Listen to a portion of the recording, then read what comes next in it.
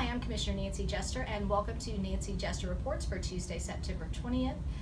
Today we had our Board of Commissioners meeting as a committee of the whole, where we receive information, presentations, and go over our agenda for the next board meeting where we'll vote. And of course, the theme today is B is for budget. We've done all the letters in the FAB committee. F is for finance, A is for audit, now B is for budget. And the budget issue I think that we most miss in DeKalb is needs versus wants. We need to construct a budget that prioritizes needs versus wants. So that's a great segue into the first topic. Today we received a report on the status of paving and pothole repair in DeKalb County. This is a need. We need to allocate more money, and the FAB committee needs to advocate for allocating more money to roads. That's something paving, and police, public safety, and fire. These are the things that I always hear in DeKalb that are a priority.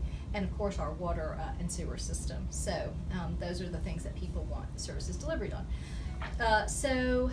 We also covered the service delivery strategy. This is a document that is required by the State Department of Community Affairs be filed. It's an agreement between each city and the county as to what services will be provided by the county to the residents in that city and to the from the city to the residents in that city.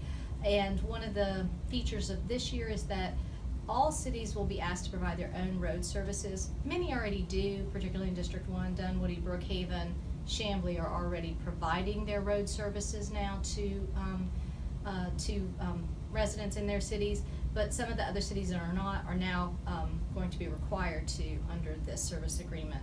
I have not heard a lot of feedback from the cities on this, so I look forward to getting their feedback to make sure everybody's on the same page. But it is a standard agreement that the cities have gone through every year with the county, or every few years with the county.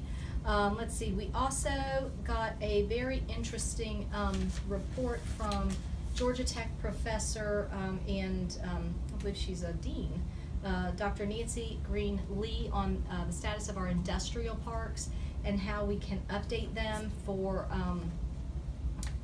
modern manufacturing, modern usage. And she gave a great presentation on that. I look forward to digesting that more. We got a facilities update on what it's going to cost us to get our facilities up to speed. We've got a lot of deferred maintenance. It's going to be about $22.3 million. So that was an interesting presentation. We went over our comprehensive plan, which is another requirement from the state for planning purposes that we must file. I was disappointed that one of the optional elements the state doesn't make you put in your county comprehensive plan is an education component. And because the school district right now is doing a review and a discussion and is going to decide shortly how they're going to spend their SPLOST $5 to build new schools or add additions, I think that it's missing because it's so important, because some of the additions are going to have, or potential additions and potential new schools are going to have such a large impact to traffic and just be such a planning issue. And I'm disappointed that we don't have this in our comprehensive plan. I think the county and the school district need to find a way to integrate those discussions more, and water sewer with these facilities, since we know we have some capacity issues there. So that was discussed. We had in the PEDS committee, that's the Planning and Economic Development Committee, we talked about the potential revision for the SLUP 6 uses. So those are those things that require a special land use permit, like gas stations, alcohol outlets, pawn shops, and so on. We've had a moratorium on that. We're looking to update that language so that we can prevent some of the negative externalities that come along with those businesses. We have some great crime data on that we've been studying and coming up with new ways to protect DeKalb from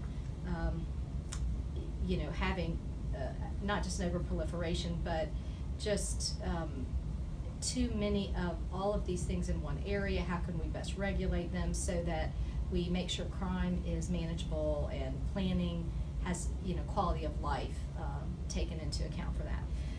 We also, because the presiding officer decided to roll in all public works issues into the planning and economic Development Committee instead of having an actual Public Works Committee, we did talk about watershed issues and water billing. But I'm going to do a separate video about that, so I will leave that here, and I will report next week at your next Board of Commissioners meeting.